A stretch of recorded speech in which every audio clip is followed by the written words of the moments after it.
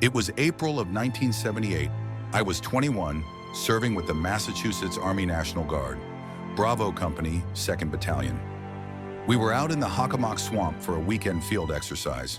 The fog had rolled in thick after midnight, wet enough that the red lens lights barely cut through 10 feet. At 01:30 hours, we saw it. I was on watch, sitting beside the deuce, and a half parked at the edge of the power line cut. Corporal Reeves was checking the trip flare wire. That's when we both heard the sound, 2 taps, sharp and even, like knuckles on metal. Tap, tap. I counted my breath. 10 slow draws through the nose. Then it came again, closer. The air smelled like sweet rot, iron and swamp gas mixed. Reeves raised his flashlight. The beam caught movement at the tree line, a shape standing upright where no man should be. Long arms, wet hair hanging, eyes reflecting red. That's when I first saw the Wolfman of Hockomock Swamp. I still remember how it looked at me. Not afraid, not curious, just aware. That night was the start of something we could never fully explain. Before we start the video, hit the subscribe button to support the channel. It only takes a second. Thank you. We had been assigned to the swamp for a 3-day field exercise. It was routine training, small unit patrols, radio drills, perimeter setup, and nightland navigation. Nothing special.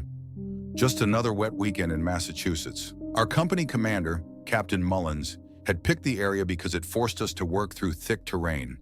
The Hockomock was known for that. Mud up to the knees and long stretches of standing water that never drained. It tested discipline. You learned to move slow and steady. Every step mattered. We set up our operations base near a dry rise north of the power line cut. The map grid was logged on acetate, coordinates 894 by 321. The power lines ran straight east to west, giving us a visual line for navigation.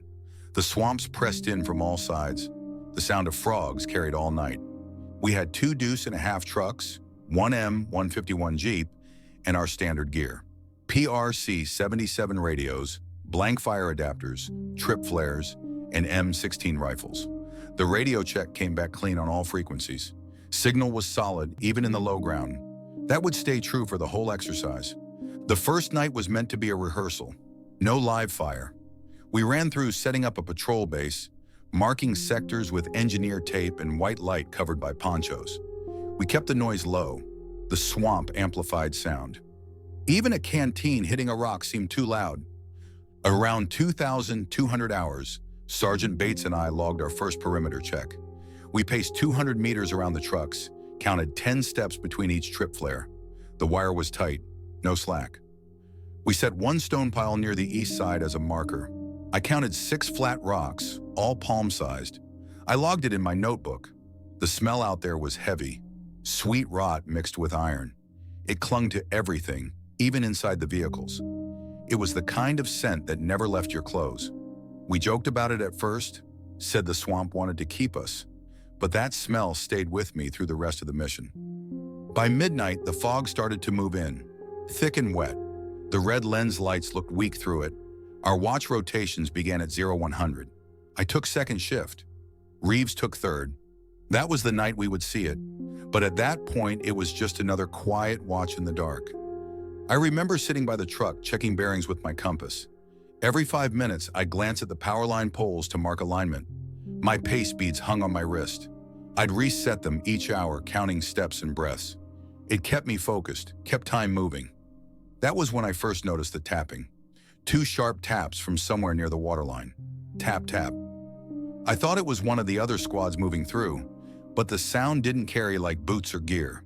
It was rhythm without motion. The same sound that would come back again later, much closer. At 0130 hours, Reeves spotted movement. The rest of that moment is already in my memory, locked in the hook. But the background of how we got there, that was our mistake. We treated the swamp like training ground. It was something else entirely. We had solid radio contact, working gear, clean comms, and a clear perimeter. Nothing failed. Everything was recorded by the book. Yet something was already moving through the fog that didn't belong to any of us. The morning after, the first light showed our truck door streaked with mud lines higher than a man's reach. No footprints, no drag marks, just vertical streaks like claws dragged through wet soil. I photographed it with my Kodak Instamatic. The frame came out blurred from moisture, but you can still see 5 parallel lines. That was the first proof we logged. I marked it in the record. Mud marks, east vehicle door, height estimated 2 meters. It was small then. We didn't see the pattern yet. By noon we would. By morning the fog had burned off, but the ground stayed soaked. The trucks looked like they had slept in the river. Reeves was quiet. He kept checking the mud streaks on the door, like they would fade if he stared long enough. Captain Mullins walked the line at 0700 hours. He wanted to review our perimeter and test our response time. We ran through contact drills, checked sectors, adjusted spacing. Everything looked fine on paper. The marks on the door went into the report as animal traces, likely raccoon or bear. But no one said a bear could reach that high without standing upright. Our orders for the day were simple. Conduct day patrols within 1 kilometer radius, log bearings, and report terrain data. I carried my notebook and compass, took a team of 4 men east along the power line. The others spread north and west. We kept the pace steady, 10 steps per breath count, adjusting every 50 meters to stay on line. The swamp was quiet that day. No birds, no frogs, just the sound of our boots pulling free from the mud. Tap, tap. The rhythm came again, faint and far behind. I stopped counting. The men looked back, but there was nothing visible through the trees. We found animal prints near a shallow pool. Wide spacing, deep pressure, heel marks wrong for any known track. We took a photo with scale. The print measured 14 inches long. Sergeant Bates said it could be a dog, but no dog walked upright.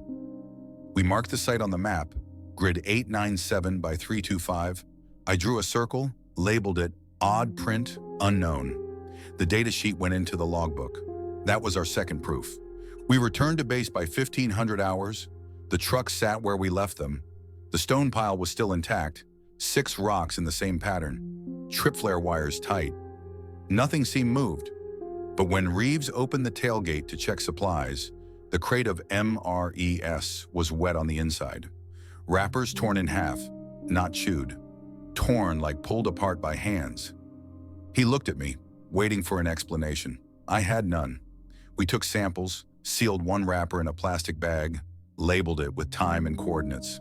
I noted the smell. Same as before, sweet rot and iron. Stronger now, clinging to the metal. At dusk, we set new watch rotations. 4 men on, 4 off. Each rotation lasted 2 hours. I logged mine at 2200 hours, second shift again. My pace beads hung ready. The night stayed clear for a while. The fog came back around midnight, thin at first, then heavy enough that flashlights only made white walls. The tapping returned. 2 sharp sounds on metal, about every 5 minutes. Reeves radioed from his post, asked if we heard it too. I answered yes. The tone in his voice said he already knew we did. The sound was moving between positions. Same rhythm, same distance each time. At 11:15 hours, the west trip flare went off. A bright white flash lit the trees. We took positions. Nothing followed. No movement. Just the slow hiss of the flare burning out and the swamp going quiet again. We checked the line. The wire was still tight. The cotter pin was still in place. But the flare housing was gone. No sign of it. Just the bracket bent open. I noted it in the log. That was our third piece of proof. Captain Mullins decided we would extend patrols at first light to locate the missing flare casing. He didn't believe in stories. He wanted evidence, and by then, so did I. We secured the line again. The air had that same heavy scent, sweet rot and iron, thick enough that it felt like breathing through metal. The sound had stopped, but I could still feel its rhythm in my head. 2 taps, pause, 2 taps. I sat by the truck till my shift ended, counting steps in my mind to keep focus. 10 steps, breathe, 10 more. By 0300 hours, the swamp went silent again, and I wrote a single line in my notebook before turning in. Unknown movement active near west line. Sound and scent patterns repeat. That line would become the first real clue that what we were dealing with wasn't a wild animal or a prank. It was something tracking us. At first light, we split into 2 patrols. Reeves led the western team to follow the trip flare line. I took 3 men east toward the power line cut. The goal was to find the missing flare casing and check for movement trails. The fog stayed low, hugging the reeds and water pools. The air smelled the same as before, that mix of sweet rot and iron. We walked slow, 1 meter spacing, rifles down, safeties on. The sound of the swamp felt thick, like the world had turned down the volume. I counted every step in my head. 10 steps, breathe, mark the bearing. My compass showed 180 degrees south. At 200 meters, we found drag marks through the mud. Not deep, just lines like something heavy had been pulled. The path curved in a half circle and stopped at a tree line. Reeves's team radioed at the same time. They had found the missing flare casing near a creek bed, bent and burned, but not detonated. That meant someone or something had removed it before it went off. We logged both findings on the map, grid 8-9, 2x3, 2-4. I took another photo. The casing lay half buried, blackened, with claw-like dents near the rim. I bagged it and sealed it. That was our 4th piece of proof. Captain Mullins kept the radio traffic clean and calm. He ordered all teams to regroup by 1200 hours. The rest of the morning we searched for prints. We found none, just displaced mud and 1 broken branch at shoulder height. It looked fresh, sap still wet. By the time we returned, the fog had started to thicken again. The stone pile at base was still there, all 6 rocks in place. The trucks hadn't moved. We checked the trip flare wires again. The west side was slightly loose. Not broken, not tripped, just slack. We reset it. Lunch was cold rations. Everyone stayed quiet. The talk from the night before hung over us, but no one wanted to admit it. I kept replaying the tap sound in my head. The rhythm had a distance, like measured steps. Always 2, never 1 or 3. That afternoon, I walked out with Sergeant Bates to recheck the east line. We took a radio, 1 canteen each, and a single flare. The fog kept coming in waves. We reached the tree line and noticed a single new mark on the truck door we had cleaned that morning. It wasn't mud this time. It was scratched into the paint. 5 thin grooves, same spacing as before. Bates ran his hand across them. He said nothing. We logged it, took another photo, sealed the note. The scratches were dry, no mud, no prints around, like something had done it while we were gone and left before the ground could record it. We returned to camp by dusk. Reeves said he had heard the taps again near the power line poles. Same pattern, same distance. Tap, tap, always in pairs. That night, the watch rotations were doubled. 2 men per post, 1 radio open on the command frequency. I was assigned to the southern perimeter, near the old cedar stand. Visibility was low. I kept my compass open, used the glow dial to keep bearings. At 23:40 hours, I heard the taps again. Close this time, I counted. 2 taps, pause, then 2 more, about 50 meters out. I radioed in, got confirmation from the west post. They heard it too, moving left to right. I switched to night vision and scanned, no movement. Then the smell hit. Strong, wet, metallic, the same sweet rot, only heavier. It made my throat tighten.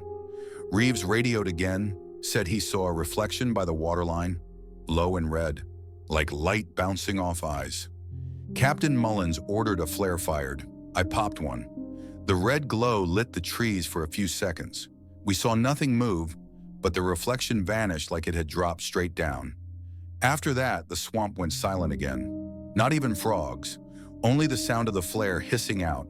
At 0100 hours, we did another perimeter sweep. The east trip flare wire was cut clean. The pin was still in. The wire had been sliced through smooth, no tearing. We replaced it and marked the area with a chem light. That was our 5th piece of proof. We logged it with time, bearing, and condition. Clean cut, unknown source. By then, it was clear something was testing us. Step by step, sound by sound, it moved where we couldn't see. I remember writing in my notebook that night, pattern continues. Tap sound within 50 meters, wire cut, movement timed between rotations. I closed it, checked my rifle, and waited for the next rotation. The fog didn't clear again until morning. The next morning, the swamp was quiet again, but everyone felt it. Reeves barely spoke. Bates kept checking the trucks. Even Captain Mullins looked tired. The cut trip flare wire had changed the mood. None of us wanted to call it fear, but no one felt safe either. We started patrols after breakfast. The plan was to sweep the perimeter in wider circles. I led my team through the east line again, this time pushing deeper. The fog lifted for a short while, showing how wide the swamp really stretched. The ground was soft, with dark pools and dead trees sticking out like posts. At 200 meters, we found something new.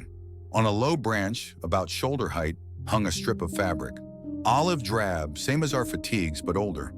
The edges were stiff with mud and dried blood. The tag had no name. We logged the find, photographed it, and sealed it in a sample bag. Sixth piece of proof. I checked the compass, heading 175 degrees. We moved another 50 meters and stopped when the smell returned. The same scent, stronger than before. Sweet rot and iron. Reeves whispered that he could taste it. He was right.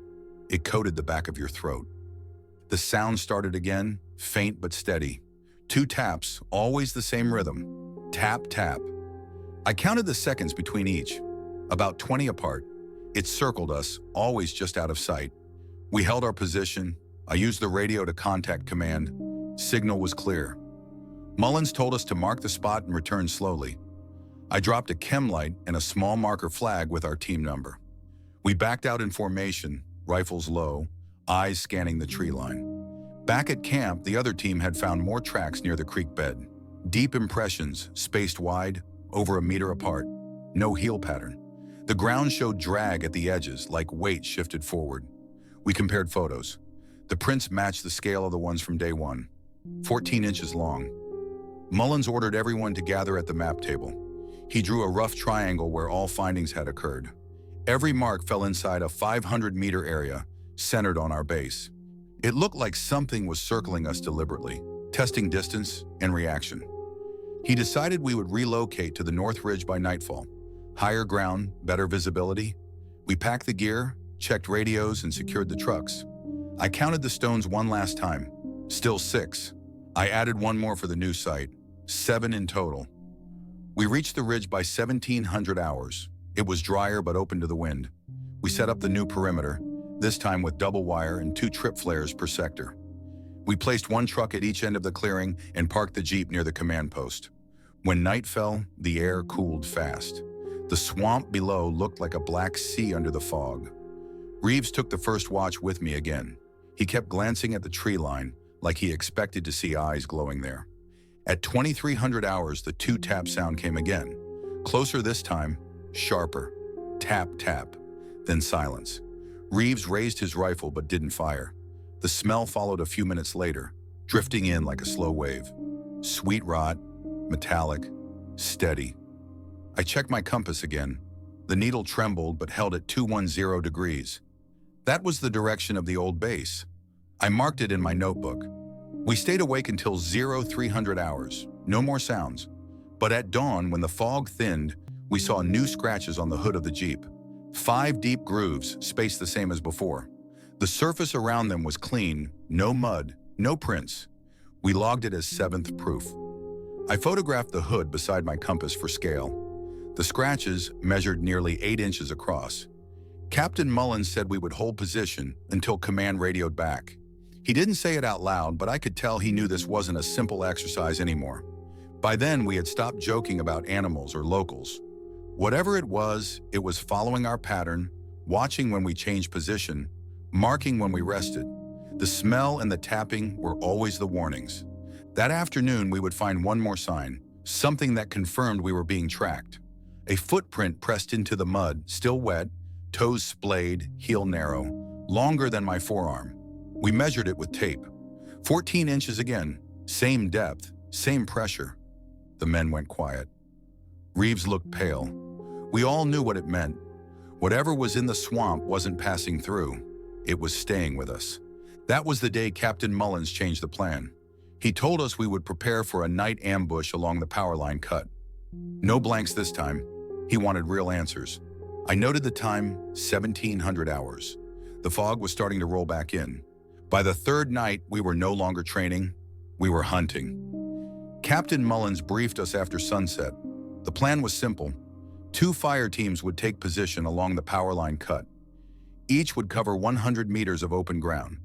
We would stay quiet, use night vision, and wait for movement. No blanks this time. The rifles were loaded with live rounds from the reserve crate. I remember the air that night. Cold, wet, still carrying that same sweet rot and iron scent. It hung on everything. The fog was thinner but steady, low enough to crawl through the grass. Reeves was with me again. He volunteered, though he didn't have to. We took the northern edge of the power line. Bates led the southern team. We spaced 20 meters apart, prone behind a low ridge of brush. The moon was half full, enough light to see silhouettes. At 2300 hours, the sound began. 2 taps. Pause. 2 more. The same rhythm as always. I timed it in my head. 20 seconds between sets. Reeves checked his watch. It matched. The sound came from the tree line about 70 meters ahead. We stayed still. My breath matched my count. 10 slow draws, 10 releases. The smell grew stronger again. Sweet rot mixed with something else like wet fur. The kind of scent that tells you an animal is close, but heavier. At 00:15 hours, Bates radioed. His team found something near their side. One of the MRE crates we had secured in the truck was lying open in the grass. The wire seal had been removed cleanly, not cut. The plastic bags inside were torn, not bitten. The markings on the crate were scratched out. I could hear Bates breathing through the radio. He said, "No prints, just this smell." Mullins ordered both teams to hold position. We weren't to engage unless there was movement.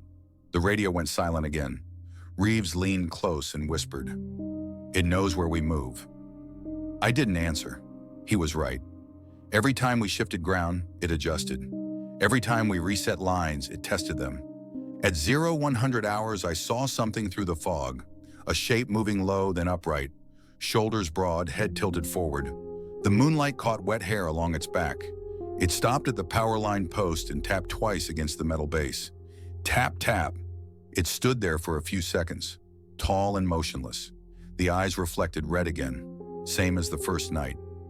Reeves lifted his rifle, finger on the trigger. I shook my head. Mullins wanted proof, not panic. I raised my camera instead. The old Kodak clicked once, the flash barely cutting through the mist. The shape turned toward us like it heard it. Then it moved away without sound, fast and smooth, disappearing into the dark. I checked the photo later. Only fog and the faint outline of the post. Nothing clear, but I logged it anyway. 8th piece of proof. After that, we stayed on the line for another hour. No sound, no movement. The fog thickened again. By 0300 hours, Mullins ordered withdrawal back to the ridge. We packed slow and silent. Reeves kept glancing behind us. I kept my compass in hand, bearing 275 back to camp. Every 20 steps, I checked the rear. The smell followed us for nearly the entire walk, fading only when the ridge came into view. At camp, we unloaded our rifles and logged the live rounds used. None fired. Mullins wrote a short entry in the report. Unconfirmed visual, unidentified bipedal movement, no contact. We sat around the map, quiet. Reeves broke the silence first. "It's marking us," he said. Mullins didn't reply. He just stared at the grid where every encounter had happened. The power line cut, the swamp pools, and now the ridge, all connected by one pattern. It wasn't random, it was deliberate. And we still had one night left in the exercise. The next morning, the fog held low over the ridge. The swamp below looked quiet again. Too quiet. Reeves and I hadn't slept. Neither had most of the men. The photo from the night before showed nothing useful, just haze in the shape of the power line post. But we knew what we had seen. Captain Mullins kept things moving. He didn't want the company frozen by fear. He ordered another patrol to confirm the crate's location from the night ambush. Bates and I went with him this time. Reeves stayed at camp with the radio. We moved out by 0900 hours. The trail down the ridge was soft and muddy. The air smelled heavy, still carrying that metallic rot. My compass needle wavered again at the bottom of the hill, but stayed true after a few seconds. I noted the heading, 185 degrees south. At the power line, we found the crate exactly where Bates said it was. The wire seal was missing. The inside was torn apart. The ration packets opened and scattered. But something else caught my eye. Pressed into the mud beside the crate were tracks. Fresh. The impressions were deep, longer than before. Same shape. Toes splayed, narrow heel. About 14 inches again. I measured the distance between steps. Nearly 4 feet. Whatever made them had weight and stride like a man, but the shape wasn't human. Mullins knelt beside one print and touched the edge. The mud was still wet, the surface slightly rippled. That meant it had been there minutes, not hours. He ordered a full perimeter sweep. We fanned out in pairs. The fog started to lift, but the smell stayed. We found more prints leading into the tree line. They stopped near a small pool of black water. No exit prints, just ended there. I tossed a stick in the pool. It sank fast. No bubbles, no movement. Just water that seemed too dark. We logged the site as grid 889 by 326. I took 2 photos, one of the prints and one of the pool. That was our 9th piece of proof. On the way back, Bates said something that stuck with me. If it's hunting us, it already knows how we move. He wasn't wrong. Every encounter had come after we changed position. Like it watched us break camp, then followed the pattern. We reached the ridge by 1200 hours. Reeves was waiting by the truck. He said the radio had gone quiet for about 10 minutes while we were gone, then came back without static. Mullins tested it. Signal was clear. He made a note but said nothing else. At 1500 hours, command radioed from base. The weather was turning. We were to hold position for one more night, then extract at first light. That last night would be the longest one I've ever lived. Before sunset, we did another full perimeter check. Every flare wire was tight, every trip point confirmed. I counted the stone pile again. 7 rocks, same as before. None moved. The air cooled fast. The swamp below turned gray under the setting sun. I could hear insects again for the first time in days. Then the wind shifted and the smell returned. It came stronger this time, spreading through camp like a signal. Reeves noticed it first, looked up from his post and pointed toward the tree line. There, just at the edge of the fog, something moved. Tall, silent, watching. We saw the shape only for a second, but it was enough. The shoulders, the height, the dark fur clinging to wet skin. It didn't charge. It didn't hide. It just stood there. Then 2 sharp taps echoed across the ridge. Tap, tap. Everyone froze. Mullins raised his rifle but didn't fire. The shape stepped back into the fog and was gone. He ordered the lights cut and all men on alert. We sat through the next hours waiting for it to return. The tapping never came again, but none of us slept. When dawn came, the fog still clung to the trees. Reeves was pale, staring out toward the swamp. He said quietly, "It knows the sound scares us." He was right. That rhythm, 2 taps, had turned into a kind of signal. Each time we heard it, something changed. That morning we packed for extraction. We thought it was over, but the swamp wasn't done with us yet. We started breaking down camp before sunrise. The air was still and cold. The fog sat low over the swamp, thin but heavy enough to blur shapes beyond 20 meters. Reeves handled the last radio check while Bates supervised the loading of gear. Captain Mullins walked the perimeter one last time. The plan was simple. Move out in convoy formation by 0700 hours. 2 trucks, 1 jeep, same route we came in. I was in the lead truck with Reeves and our driver, Specialist Carter. The second truck carried Bates in the supply load. The jeep stayed behind us as rear guard. By 0640 hours, we were ready to move. Engines started slow in the damp air. The smell of diesel mixed with that sweet rot again, faint but there. Reeves looked at me and said nothing. We both felt it. We rolled down the ridge and onto the dirt trail that cut through the swamp. The power lines came into view to our left. Everything was quiet, only the low hum of engines and the squelch of tires in mud. My compass rested on my lap, heading 260 degrees west. I counted my breaths out of habit. 10 in, 10 out. At 0712 hours, the radio crackled. Bates's voice came through. "Hold up." Rear truck slowing. Something in the road. Carter stopped the lead truck. Reeves grabbed the binoculars. About 30 meters ahead in the middle of the path lay a log. It hadn't been there yesterday. Fresh cut, bark still wet. Captain Mullins ordered dismount. We moved up on foot. The fog thickened again, curling around the trees. The log was heavy, at least 2 men's weight, and showed no tool marks, just torn wood at both ends, like it had been ripped free. Reeves crouched to inspect it. He froze. On the ground beside the log were tracks, large, fresh, same pattern as before. 14 inches long, deep heel, long toes splayed forward. There were at least 4 of them, spaced wide, heading toward the trees. We didn't hear it at first. Then the sound came again. 2 taps, slow and steady, echoing from the fog. Tap, tap. Everyone went still. The smell followed seconds later, stronger than ever. Wet, iron, sweet rot filling the air, like it came from every direction at once. Mullins gave the signal. We fanned out into a defensive arc, rifles up, safeties off. I moved to the left flank, covering the tree line. Reeves took position next to me, his breathing tight and quick. The sound came closer, tap, tap, then silence. I could hear my own heartbeat. The radio hissed once, a burst of static, then cleared. Bates called out that movement was on their side. Trees shaking, low and fast. Mullins shouted, "Hold fire until visual." Something broke from the fog. Not fast, not charging. Walking upright, slow, deliberate. The same figure from before. Clearer this time. Shoulders too broad for a man, arms long enough to hang past the knees. The head was wrong, flat with short fur glistening in the light. It stopped at the edge of the clearing. The eyes caught the light and reflected red. The smell hit full force, making my stomach twist. Reeves raised his rifle. Mullins ordered, "Wait!" The figure tilted its head, watching us.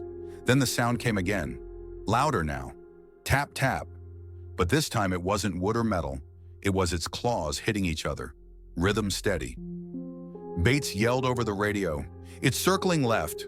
We shifted position, rifles tracking. The fog moved with it, as if drawn by its movement. Then came the sound of metal, something striking the truck's door. I turned in time to see the rear truck rock sideways. Carter cursed and ran back. We heard a sharp impact, then a short cry. Reeves and I sprinted after him. When we reached the truck, the passenger side door was bent inward. A deep dent, 5 claw marks running down the panel. Carter knelt beside it, pale. On the ground near the tire, blood mixed with mud. Not much, but enough to see. Bates's voice came through, tight and quick. "Contact right side. Movement at 2 o'clock. Mullins ordered a flare. I fired one. The red light rose, hung for a few seconds, then burst. For that brief moment, the whole swamp was visible. The figure was there, 20 meters out, standing half in fog, half in light, tall, still, with its head turned toward us. Reeves fired once. The shot cracked through the air. The figure moved fast, not away but sideways, into the trees. The flare burned out, and darkness swallowed the trail again. Radio reports came in from both sides. No one else saw it move, but everyone heard it. 2 taps again, fading into the distance. Tap, tap. We secured the area and checked the damage. The claw marks were deep, metal torn like thin sheet. The blood on the ground was real. We collected a sample with gauze and sealed it. That was our 10th piece of proof. Mullins called for medical check. Private Harris had a cut on his arm from the truck door. Nothing serious, but it confirmed the contact was real. We pulled back to regroup, keeping the trucks close and weapons ready. Reeves looked shaken. He said in a low voice, "It didn't run. It wanted us to see." He was right. It hadn't attacked to kill. It had tested us again, up close. We waited in position, engines running, watching the fog close back in. The sound had stopped, but the smell still hung in the air, thick and heavy. That silence felt worse than the noise. It meant we were in its space now, and it was waiting for us to move first. The fog thickened fast after the flare went out. The light had scattered across the swamp, leaving our eyes blind for a minute. Reeves stayed beside me, scanning the tree line. The trucks idled low, engines humming like a warning. No one spoke. Captain Mullins made the call to push forward. We would move through the power line cut until we reached the paved road, less than 2 kilometers ahead. He ordered rifles up, safeties off, trucks rolling slow with men walking on each flank. I moved with Reeves on the left side of the lead truck.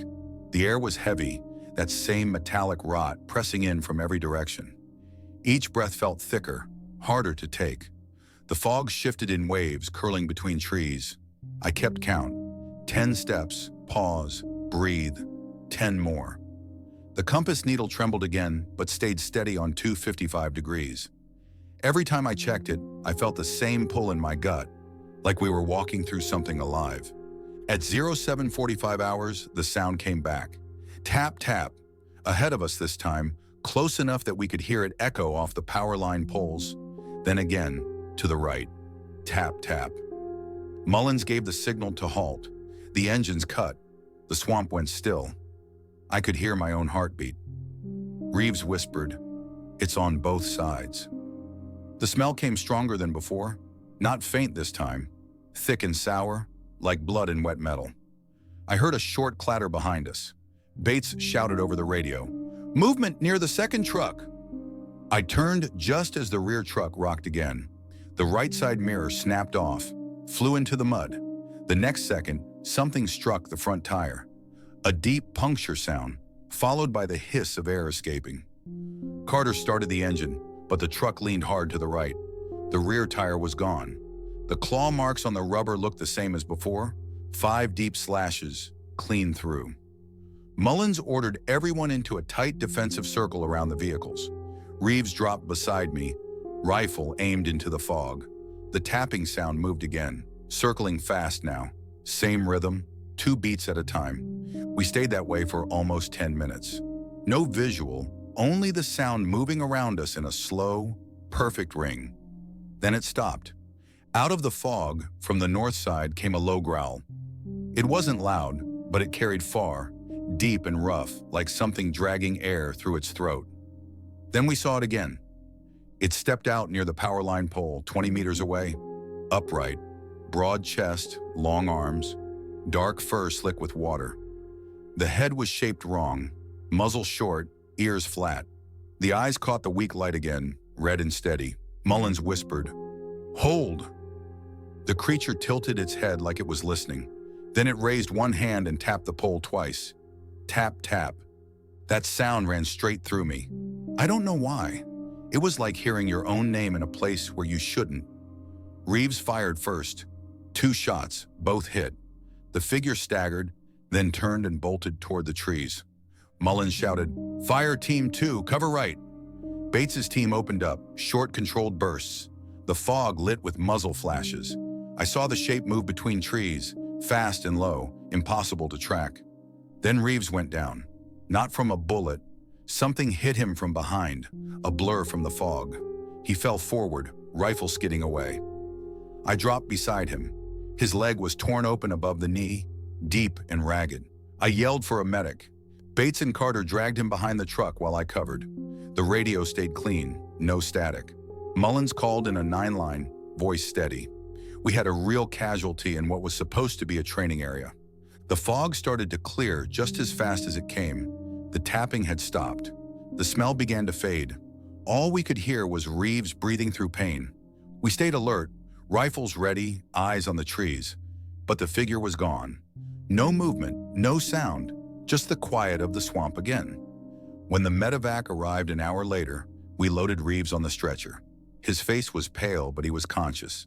He kept saying, "It touched me," over and over. I looked at his torn pant leg. The edges of the wound weren't clean. The cuts curved inward, like claws had pulled rather than sliced. We wrapped it tight, but the shape of it stayed burned in my mind. The medevac left at 0900 hours. Mullins ordered all men to mount up. We drove the rest of the way, out in silence. No one spoke until the swamp disappeared in the mirrors. By 1100 hours, we reached the main road and radioed command. The report went in as an animal attack. That was all they wanted to hear. But I kept one thing from that morning, the casing of the spent flare, the one from the night we saw the creature. The inside edge was covered in dried mud, pressed with small curved ridges, like the ends of claws. I logged it that night as final proof, sealed it in a plastic evidence bag, and never turned it in. Even now, I can still hear the rhythm in my head when nights are quiet. Tap, tap. The swamp was gone behind us, but none of us spoke during the ride back. Reeves was at the field hospital. The rest of us stayed on the trucks, gear still wet, eyes on the road. Every face looked the same, quiet, hollow, tired.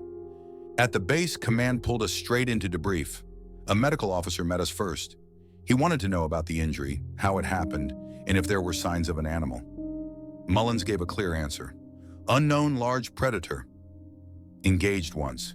Casualty stable. That became the official line. They wrote it all down in a short paragraph. During field training, one soldier was injured by an unidentified animal. The unit withdrew without further incident. No threat remains. That was the report. Clean, simple. It left out everything that mattered. After the meeting, we were told to turn in weapons and gear. I cleaned my rifle twice that night, even though it wasn't dirty. The smell was still there, sweet rot and metal. It stuck to my hands even after washing. Reeves's rifle came back from the medevac crew. Blood on the sling. I wiped it off myself and logged it. The trucks were inspected the next morning. Mechanics marked the dents and scratches, called them impact damage from terrain. The claw marks on the door were sanded down and repainted within the day. The tire was replaced. The damaged one disappeared. No one signed for it. Bates and I went to check the evidence we'd logged. The photos, samples, and flare casings were still in the storage locker. We were told to leave them sealed. Command review pending, they said. A week later, the locker was empty. I asked the supply clerk about it. He said there was no record of the items being checked out. The form I signed was gone too. Reeves came back 2 weeks later. His leg was wrapped from thigh to ankle. He could walk, but barely. The doctors said the cuts were deep but clean. He said they weren't. He said something had gripped his leg and pulled before it let go. The bruising pattern matched fingers, not claws. He kept quiet after that. So did the rest of us. Captain Mullins filed for early transfer soon after. Bates left the Guard within the year. I stayed. One night, I got a copy of the debrief file through a contact at HQ. It was 1 page, stamped confidential. It said our team encountered an unverified biological presence consistent with a large predator species. No further study authorized, no follow-up scheduled. It ended with a single line. Area deemed stable for future training use. That was the official ending. But I knew it wasn't over. 3 months later, another unit ran drills in the same grid zone. They reported missing flares, damaged crates, and tracks they couldn't identify. Same shape, same spacing. I got a call from one of their sergeants. He asked if we'd ever heard 2 taps during the night. I didn't answer him. Weeks turned into months, but the memories didn't fade. The smell stayed with me the longest. Even now, if rain hits old metal just right, it comes back.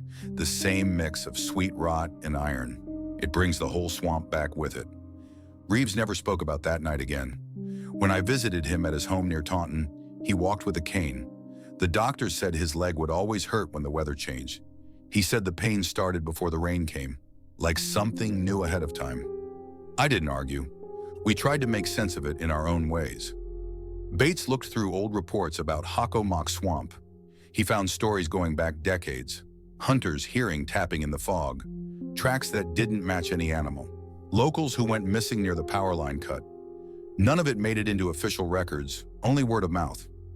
I drove out there once a year later. I stopped at the edge of the power line where the trail began. The place was quiet, overgrown. The swamp had swallowed most of the road. I found the same rise of dirt where we had parked the trucks. The ground still felt soft, like something was breathing beneath it. I counted the steps out of habit, 10 at a time. My compass still pointed the same direction, steady but heavy in my hand. I stood there for a few minutes, waiting to hear the sound again. Nothing. Only the hum of insects and wind through the brush. Then I looked down.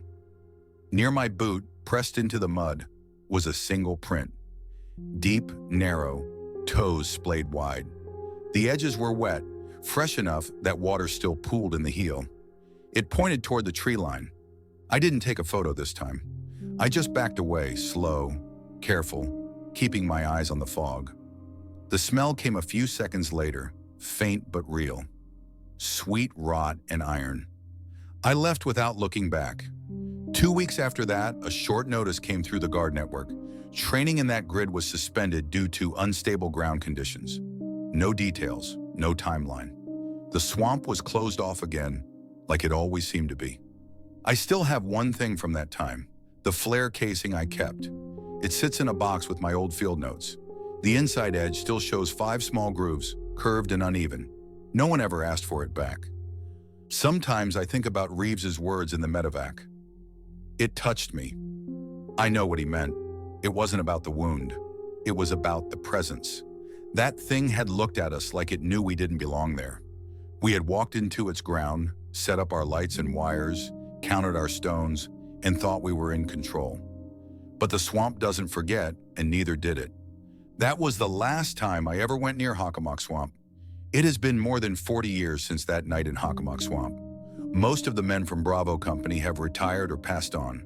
The reports, the photographs, even the logs are gone. What remains are memories that never quiet down. When people ask what happened, I tell them the truth that fits on paper. A training injury, heavy fog, poor visibility. That's all they want to hear. It's easier that way.